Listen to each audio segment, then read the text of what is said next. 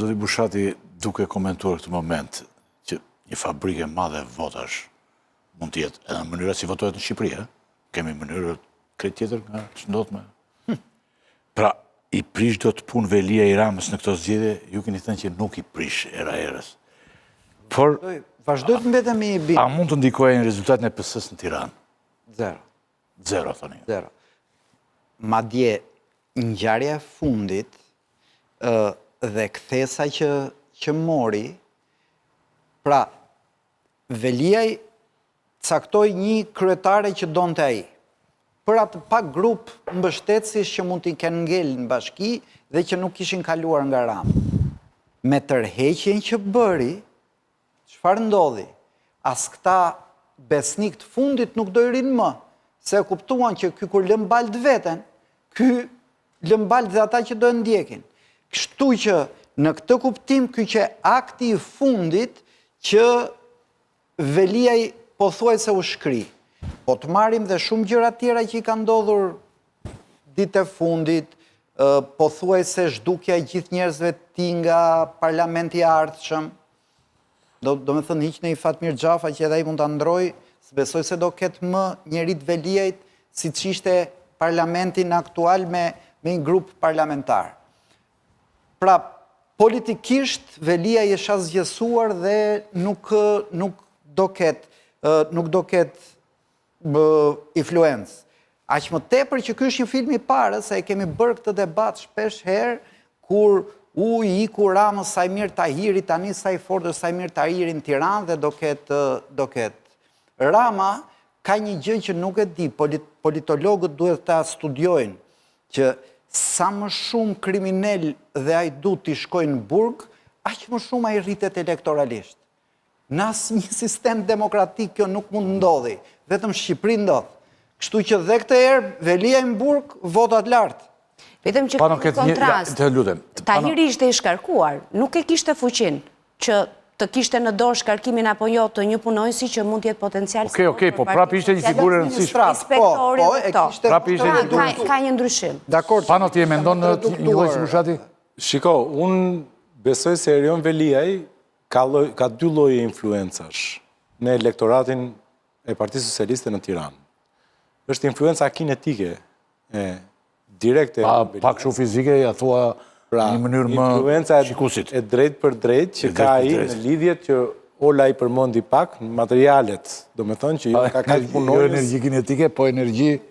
Po, kjo është influenca kinetike, quhet, pra influencë me lidhje të drejt për drejt, që e kanë në bazë të numeracionit të ndërmarrjes së cilën komandon, pra drejtori i ujësjellësit ka 300 punonjës, më kupton? Po fillove kështu me duke i marrë fizikës e këtyre shumë fjalë, po u bë deputet zotrit, që s'kap dot më pastaj me gjuhën shqipe. Ja, po, s'është.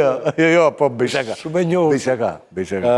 Pra, kjo është e para, e dyta është, le të themi, mungesa e Erion Veliajt. Sepse duhet ne nuk mund ta shikojmë thjesht në atë që Erion Veliaj posedon, po edhe në atë që Erion Veliaj ka siguruar përpara se të në zgjedhjet më përpara. Pra, Erion Veliaj ishte një motor elektoral sepse prodhonte nëpërmjet influencës që kishte tek qytetari për shkak të pushtetit që kishte, pra ai kishte, pra dinte se si të organizohej me qëllim që qytetarin Pano Soko, i cili kishte një hall me sektorin e taksave në Bashkinë Tiranë, t'i zgjidhte hallin dhe t'i merrte votën. Apo kishte një hall me Inuvin, t'i zgjidhte hallin dhe t'i merrte votën. Kjo është influenca potenciale. Ajo që thot Ola është drejt për drejta, pra ka 12.000 punonjës herë 2 veta, ka kaq të punësuar në kompanitë që marrim tendrat e Bashkisë Tiranë apo që marrin lehtë ndërtim të Bashkisë Tiranë. Por Erion Veliaj nuk duhet nënvlerësuar si potencial elektoral të mund. Prandaj dhe dëmi që i shkaktohet zotit Rama, përveç se fakti që unë nuk besoj se nga ajo që pash në atë imazhin e mitingut që u bë, unë nuk pash njëri të gëzuar që kishte shkuar tek takimi i zotit Rama. Përkundrazi, unë i pash të gjithë të sikletosur, qofte edhe për orën, po qofte edhe për keq trajtimin që po ju bëj, sepse po mbaheshin përtej orarit të punës, dhe ishin detyruar të duartrokisnin dhe e pash Ramën shumë në siklet që luante me arpezhat e zërit të vet për të marrë një duartrokitje dhe ata se duartrokisnin. Pra i duke si mishi huaj. Rama aty ishte si mishi huaj. Konkluzioni i Bushatit, ja një sekond, konkluzioni i Bushatit është kemi një eksperiencë shumë të gjatë si popull, që partia del gjithmonë me fort. Nuk diskutohet. Dhe që del gjithmonë me... Shiko, ne kemi rast të parë këtë, kur ne kemi një njeri me pushtet real, jo të deleguar, por me pushtet të fituar, si që është një kryetar bashkie, do të ri përballë kryeministrit në këto gjithë. Unë di që Ramës mirë nga burgosja e Veliajt nuk i bëhet. Pra, elektoralisht nuk fiton një. Unë po bëjmë pyetje tjetër indirekte për të... Do me thënë, sa ta përmblet, pra, a do të humbas, sa do të humbas, sepse për të fituar nuk fiton. Është o barazim, o humbet. Tani, sa do të humbas Rama nga futja e Erion Veliajt në burg? Për të fituar nuk fiton, elektoralisht. Sa do të humbas, do të shikojmë në zgjedhje. Unë them që Erion Veliaj ishte një mekanizm i ngritur që funksionon të mirë dhe zgjedhja 2023 të treguan këtë. Dhe zgjedhja 2021 të treguan përsëri, edhe përgjimet e kanë treguar me ato që dolën për Mariglen Qatun apo të tjerë, të cilët merrnin përsipër dhe çonin përpara projekte elektorale në pjesë të ndryshme të Tiranës. Nëse gjykimet janë të ndryshme në këtë histori për të parë sigurisht, por Bushati përmendi një emër që është afër, që ai mund të mos jetë ta Xhafaj nesër.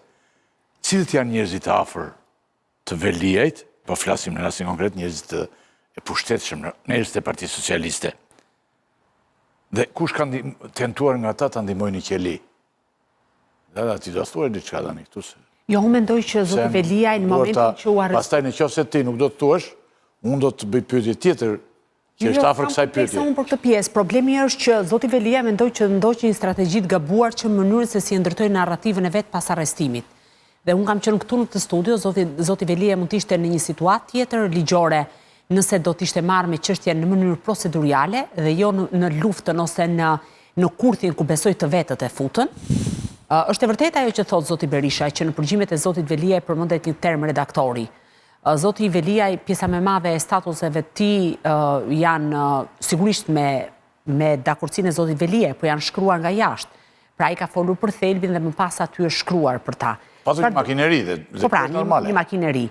Dhe kjo duket edhe në media, e kupton, duket qartësisht në media. Që mendohej që mund të ishte shumë pranë zotit Veliaj dhe që zoti Veliaj e përmend në përgjigjet e tij dhe që ka një lloj urrëtie, nëse mund ta them kështu, është zoti Mazniku. Mendohej ose të paktën Erion Veliaj e ka pritur që zoti Mazniku do të ishte një ndër njerëzit e tij shumë afër dhe që do të bënte të pamundurën për ta mbështetur. Ju mendoni që Mazniku nuk është afër?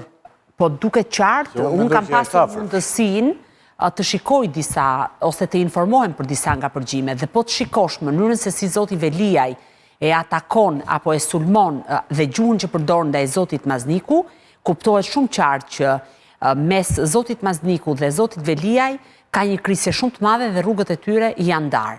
Klotilda Bushka. Po.